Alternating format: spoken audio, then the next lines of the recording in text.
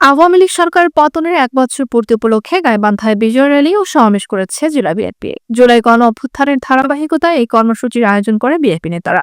বুধবার দুপুরে জেলা বিএনপির কার্যালয় চত্বরে সমাবেশ অনুষ্ঠিত হয়। বক্তব্য রাখেন বিএনপির গ্রাম সরকার বিষয়ক সম্পাদক আনিসুজ্জামান খান বাবু, রংপুর বিভাগের সহ সাংগঠনিক সম্পাদক অধ্যাপক আমিনুল ইসলাম, জেলা বিএনপির সভাপতি অধ্যাপক ডাক্তার মইনুল হাসান সাদিক, সাধারণ সম্পাদক মাহমুদ নবী টিটু সহ বিএনপি ও অঙ্গ সহযোগী সংগঠনের নেতৃবৃন্দ। বক্তারা বলেন, গত বছর এ দিনে ছাত্র জনতার দুর্বার আন্দোলনের মুখে আওয়ামী লীগ সরকারের পতন ঘটে। এই বিজয় ছিল গণতন্ত্র পুনরুদ্ধারের পথে একটি ঐতিহাসিক মাইলফলক। তারা বলেন, বর্তমান রাজনৈতিক সংকটে জনগণের অধিকার প্রতিষ্ঠা ও গণতন্ত্র পুনঃপ্রতিষ্ঠায় বিএনপিকে আরও শক্তভাবে এগিয়ে যেতে হবে। আর এর জন্য নেতাকর্মীদের সর্বস্তরে ঐক্যবদ্ধ থাকার আহ্বান জানান বক্তারা।